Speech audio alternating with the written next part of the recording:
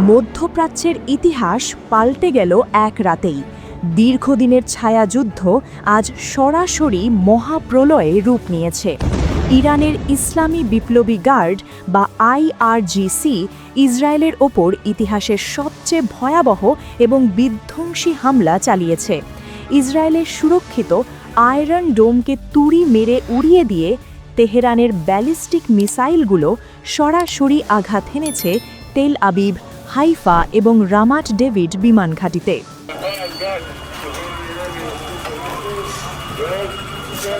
পয়লা March ২০২৬ ঘড়ির কাঁটা যখন ঘোর অন্ধকার ভেদ করছিল, ঠিক তখনই শুরু হয় এই নারকীয় তাণ্ডব। চারদিকে কেবল লাশের গন্ধ আর ধ্বংসস্তূপ। ইসরায়েলের প্রাণকেন্দ্র তেল আবিব আজ এক জ্বলন্ত শ্মশান। শত শত হাইপারসনিক মিসাইল যখন আকাশ ফুঁড়ে আছড়ে পড়ছিল, তখন বিশ্বের শ্রেষ্ঠ দাবি করা প্রতিরক্ষা ব্যবস্থাগুলো স্রেফ খেলনা হয়ে দাঁড়িয়েছিল। এটি কেবল একটি হামলা নয়, এটি একটি পরাশক্তির দম্ভকে মাটির সাথে মিশিয়ে দেবার মহোৎসব। কিন্তু কেন এই উন্মাদনা? কেন ইরান আজ এমন আত্মঘাতী এবং বিধ্বংসী লড়াইয়ে নামল? এর উত্তর লুকিয়ে আছে ২৮শে ফেব্রুয়ারির সেই কালো ভোরে। যুক্তরাষ্ট্র ও ইসরায়েলের যৌথ অপারেশন এপিক ফিউরিতে ইরানের সর্বোচ্চ নেতা আয়াতুল্লাহ আলী খামেনি শাহাদাত বরণ করেছেন। খামেনির শাহাদাত ইরানকে দুর্বল করেনি, বরং এক অপ্রতিরোধ্য দানবীয় শক্তিতে রূপ দিয়েছে। খামেনির দাপ্তরিক হ্যান্ডেল থেকে আসা সেই রহস্যময় হায়দার সংকেত আজ পুরো মধ্যপ্রাচ্যে বারুদের আগুন ধরিয়ে দিয়েছে। ইসরায়েলের ক্ষয়ক্ষতির যে চিত্র এখন সামনে আসছে, তা শিউরে ওঠার মতো।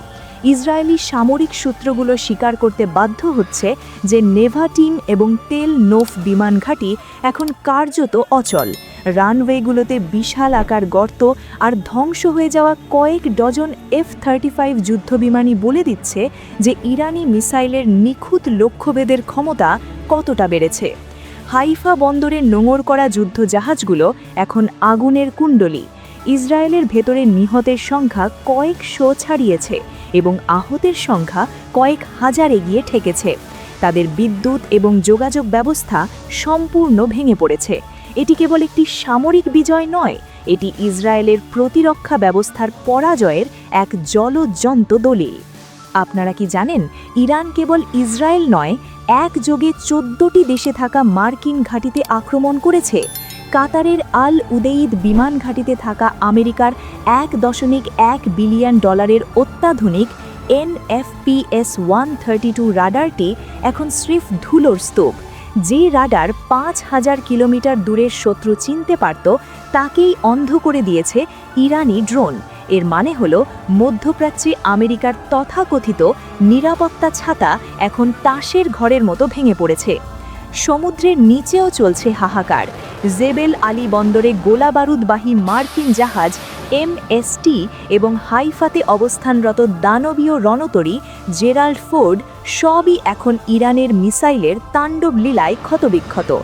আইআরজিসি স্পষ্ট জানিয়ে দিয়েছে, আমেরিকা আর ইসরায়েলের জন্য নিরাপদ কোনো জায়গা এই পৃথিবীতে অবশিষ্ট নেই। এটি কেবল একটি জবাব নয়, এটি একটি চূড়ান্ত প্রতিশোধ যা পুরো পশ্চিম বিশ্বকে ছাড়খাড় করে দিচ্ছে। প্রতিশোধের আগুনে পুড়ছে বাহরেইন, কুয়েত, কাতার আর সংযুক্ত আরব আমিরাত। দুবাই ইন্টারন্যাশনাল বিমানবন্দর আজ ধ্বংসস্তূপ।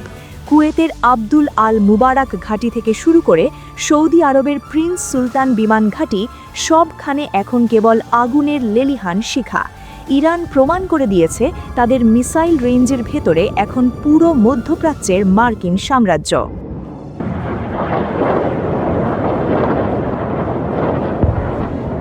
ভূ-রাজনৈতিক বিশ্লেষকরা এখন এই পরিস্থিতিকে পয়েন্ট অফ নো রিটার্ন হিসেবে দেখছেন। এটি কি তবে তৃতীয় বিশ্বযুদ্ধের আনুষ্ঠানিক সূচনা? কৌশলগতভাবে লক্ষ্য করলে দেখা যায় যে বিশ্ব আজ স্পষ্ট দুটি ব্লকে বিভক্ত। একদিকে আমেরিকা ও ন্যাটোর মার্শাল শক্তি, অন্যদিকে রাশিয়া, চীন এবং ইরানের এক অঘোষিত অক্ষশক্তি। যখন একটি আঞ্চলিক সংঘাতের ফলে বিশ্বের প্রধান শক্তিগুলো তাদের সর্বোচ্চ পারমাণবিক সতর্কবার্তা জারি করে, তখন তাকে কেবল সীমান্ত সংঘাত বলে চালিয়ে দেওয়ার উপায় নেই। রাশিয়া অলরেডি ইরানের আকাশসীমায় তাদের অত্যাধুনিক ইলেকট্রনিক ওয়ারফেয়ার সিস্টেম মোতায়েন করেছে। পুতিনের পক্ষ থেকে আসা কড়া বার্তা বলছে, ইরানে কোনো বড় ধরনের মার্কিন আগ্রাসন মানেই রাশিয়ার সাথে সরাসরি সংঘাত। অন্যদিকে চীন তাদের জ্বালানি রুটের সুরক্ষার কথা বলে মধ্যপ্রাচ্যে নৌবহর পাঠাচ্ছে। যখন পৃথিবীর পরাশক্তিগুলো একটি নির্দিষ্ট ভৌগোলিক সীমায় তাদের মারণ অস্ত্র তাক করে থাকে, তখন একটি ভুল পদক্ষেপই পুরো মানব সভ্যতাকে পারমাণবিক মহাপ্রলয়ের দিকে ঠেলে দিতে পারে। এটি কি তাহলে সেই তৃতীয় বিশ্বযুদ্ধ, যা মানচিত্র থেকে পরিচিত রাষ্ট্রগুলোর নাম মুছে দেবে? ইসরায়েল আজ মৃত নগরী, আমেরিকার দম্ভ চূর্ণ বিচূর্ণ। কিন্তু আমেরিকা কি চুপ করে বসে থাকবে? কখনো না। পেন্টাগন এখন তাদের ডুমসডে প্লেন আকাশে উড়িয়েছে। এর মানে হলো পারমাণবিক অস্ত্রের সুইচ এখন যে কোনো সময় অন হতে পারে। যদি একটি পারমাণবিক মিসাইল ছোড়া হয়, তাহলে মানব সভ্যতা কি কালকের সূর্য দেখতে পাবে? খামেনির রক্তের বদলা নিতে ইরান আজ মরিয়া। তারা তাদের শত শত মিসাইল সিটি খুলে দিয়েছে। মাটির গভীর থেকে যখন একের পর এক ফাত্তাহ 2 আর খুররাম শাহর মিসাইল আকাশ ফুঁড়ে বের হচ্ছে, তখন হোয়াইট হাউসের ঘুম হারাম হয়ে গেছে। ইরান জানে এই যুদ্ধে হারলে তাদের অস্তিত্ব থাকবে না, তাই তারা ডাই অর ডু তত্ত্বে বিশ্বাসী হয়ে ঝাঁপিয়ে পড়েছে। একদিকে ইরানের আকাশ ছোঁয়া প্রতিশোধের নেশা, অন্যদিকে ইসরায়েল ও আমেরিকার অস্তিত্ব রক্ষার লড়াই। মাঝখানে দাঁড়িয়ে পিষ্ট হচ্ছে পুরো বিশ্ব ব্যবস্থা। হরমুজ প্রণালী বন্ধ করে দেওয়ার মাধ্যমে ইরান বৈশ্বিক অর্থনীতির টুটি চেপে ধরেছে। তেলের দাম এখন সাধারণের নাগালে বাইরে। এটি কেবল ইরান আর আমেরিকার সংঘাত নয়, এটি দুই বিশ্ব ব্যবস্থার সংঘাত।